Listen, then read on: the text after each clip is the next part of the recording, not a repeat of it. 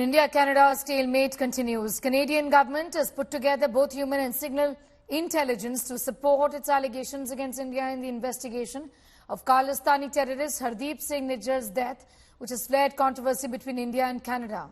Canadian sources have revealed that it sought India's cooperation in the investigation of Hardeep Singh Nijjar's death.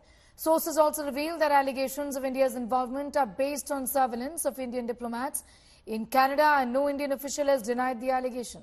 However, officials have not revealed the source of this information. Meanwhile, Canadian government has not released its evidence yet and has suggested it could emerge during an eventual legal process.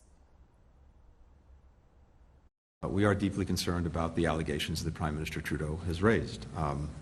We have been consulting throughout very closely with our Canadian colleagues, and not just consulting, coordinating with them on this issue. From our perspective, it is critical that the Canadian investigation proceed, and it would be important that India work with the Canadians on this investigation.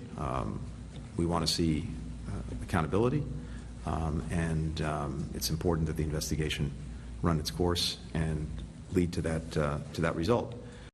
And earlier, India Today's Gaurav Sawant spoke to senior correspondent at the National Telegraph on the current diplomatic situation between India and Canada.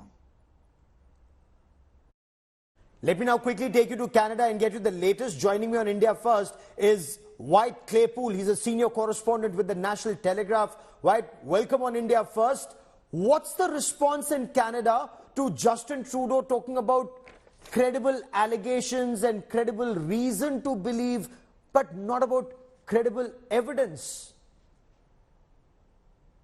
Well, it depends on who you ask. If you ask people from like the Canadian Broadcasting Corporation, Canada's publicly funded news broadcaster, they're trying to walk away and kind of avoid any issues around, or like they're trying to basically put meat on the bones of Justin Trudeau's allegations by publishing their own unsubstantiated rumors that they know someone who talked to a guy who talked to a guy who talked to an Indian official who didn't deny the allegations. It's not even evidence of anything. It's just basically saying, well, we talked to someone and they didn't deny it. But if you talk to independent media in Canada, or a lot of the average Canadian citizen who isn't like a rabid Trudeau supporter, most of them are just embarrassed by this because they think that if you are ever going to accuse an international country of doing something wrong, especially an ally, you show up with smoking gun type proof. You don't just sort of throw out an allegation and then just say, oh, I'm sorry, there's an ongoing investigation, we can't give out any evidence. That's not how anything works, and everyone trying to make excuses are effectively just joining in on Justin Trudeau's conspiracy theory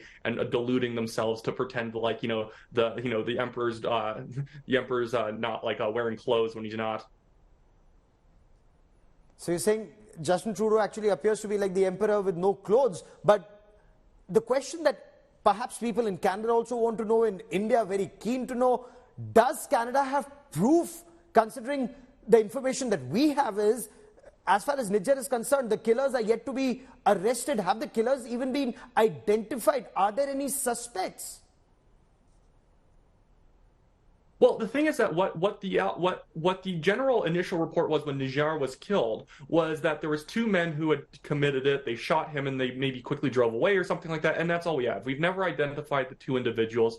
So when we've never identified the two individuals, I don't know how we're so all fire sure that we can say who's behind potentially backing the killing. And again, like we've seen from the Indian government, they're saying if you give us some actual information that we can action on and we can investigate ourselves and we can confirm if we had any involvement, they very likely do not. They will do it, but Justin Trudeau will not hand them information. So when he went to the G20 and brought this up to Modi, it was like he just wanted to poke him in the eye and then run away. He wasn't actually trying to make a real allegation. I think when Modi effectively rejected Trudeau at the G20 and basically, didn't take him seriously, that's when Trudeau went back to Parliament and made these allegations. It's a pure ego play. Like, you see Justin Trudeau as a person on social issues, he's very much a cultural Marxist. He tries to break every issue down into oppressor and oppressed. So even though it doesn't fit the situation, Justin Trudeau wants to make these Sikh Khalistanis the oppressed, and he wants to make Hindu Indians the oppressors, even though it doesn't make any sense. Like, one of the most disgusting things going on right now is just the fact that Justin Trudeau, Jagmeet Singh, and many liberal media outlets in Canada are pretending that Sikh Canadian is synonymous with Khalistani. It's completely disgusting. It's like saying that Catholics are synonymous with IRA.